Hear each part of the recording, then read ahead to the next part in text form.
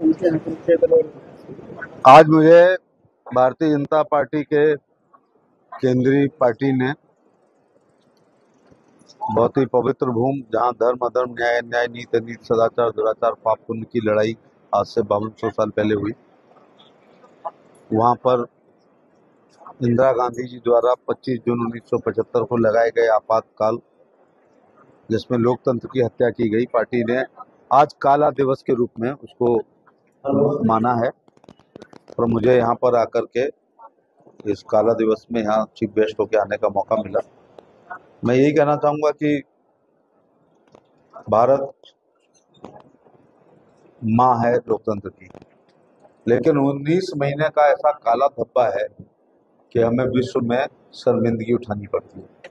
We are the largest democracy and we are the oldest democracy. लेकिन इंदिरा गांधी का अपनी कुर्सी बचाने के लिए आपातकाल लगाना, 1 लाख से ऊपर लोगों को जेल में भेजना, DIR लगाना, मीसा लगाना, नसबंदी करना, लोगों को टास्क देना,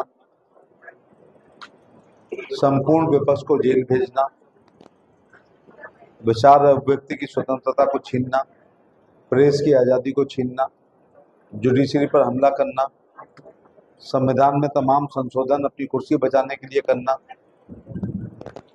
बहुत सारे अध्यादेश केवल प्रधानमंत्री की कुर्सी के हित को, लोकसभा का कार्यकाल 5 साल की जगह 6 साल कर देना, प्रधानमंत्री, राष्ट्रपति, उपराष्ट्रपति, स्पीकर को उनकी चुनाव के खिलाफ याचिका ना हो से परे करना, राष्ट्रपति महोदय, उपराष्ट्रपति और स्पीकर को तो वैसे ही शामिल किया गया, खुद के लिए किया। आपातकाल में यदि कोई गोली से मारा जाता है तो उसकी जांच ना हो, ऐसी ADM वर्सेस श्वेत शुक्ला जबलपुर का केस, केशवानंद भारती का केस बहुत फेमस हुआ। इन सब को जनता भूले ना कि आखिर कांग्रेस ने क्या किया है।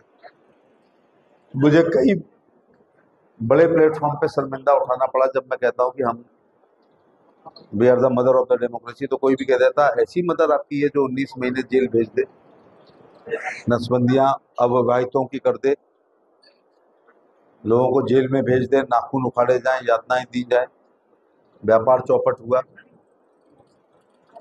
तो ये सब इंदिरा गांधी जी की वजह से हम लोगों को शर्मिंदगी उठानी पड़ती है। वो अभी भी DNA चला आ रहा है। स्वर्गीय मनमोहन सिंह जी एक कैबिनेट डिसीजन करते हैं कि इतने साल की सजा याफ्ता लोग चुनाव नहीं लड़ सकते 5 साल का। राहुल गांधी उसको फाड़ देते हैं। वो केवल पार्टी के कुछ महासचिव होंगे और एक सांसद थे केवल।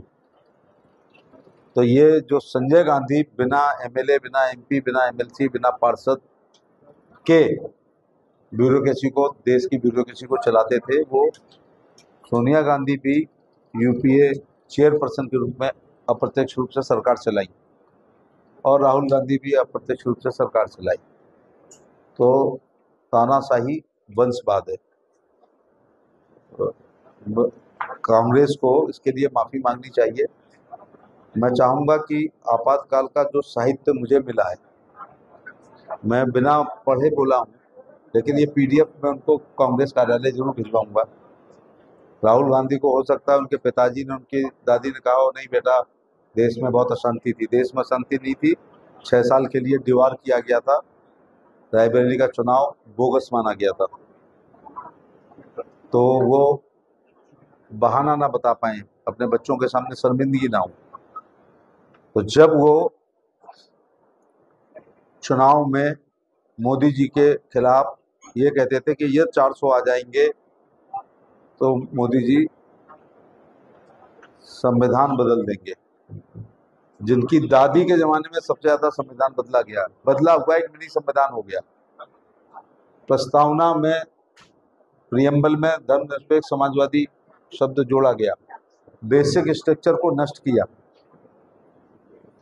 उनके मुंह से जब ये निकलता है कि बीजेपी सरकार संविधान बदल देगी, तो इतना जोड़ के ही बोलिएगा कि जिनकी दादी ने आपातकाल लगाया हो, 1 लाख लोगों को बंद किया हो, DIR में भेजा हो, मीसा में भेजा हो, नसबंदियां की हो, नाखून खिंचवाए हों, वो जब संविधान बचाने की बात, जिनने संविधान में सबसे ज्यादा संशोधन किया, जिनने 352 का प्रयोग सबसे ज्यादा किया, जिन्होंने 356 का ज्यादा प्रयोग किया, जिनने निर्वाचित सरकारों को गाजर मूली की तरह फाड़ के फेंका, जब वो संविधान बचाने की बात करते हैं तो बिल्कुल ऐसा लगता है कि राक्षस के मुंह से कोई गायत्री मंत्र निकल रहा। Sir, thank you. विपक्ष आरोप लगाता है कि आज अघोषित आपातकाल लगा हुआ है। क्या आपातकाल वाली सरकार, अघोषित आपात, सबको बेचारे व्यक्ति की स्वतंत्रता है।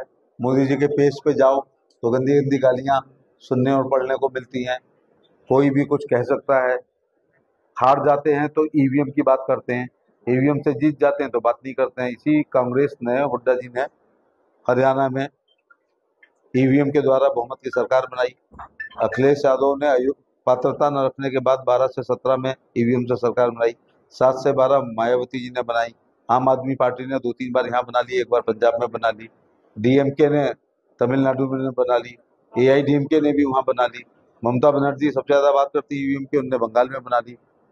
नवीन पटनायक जी ने उड़ीसा में बना ली, और मुझे लगता है कभी शायद लोकदल ने भी यहाँ बनाई हो, ईवीएम से ही बनाई हो, क्योंकि मैं 2 चुनाव बैलेट पेपर से लड़ा हूँ और बाकी सब चुनाव ईवीएम से लड़ा हूँ।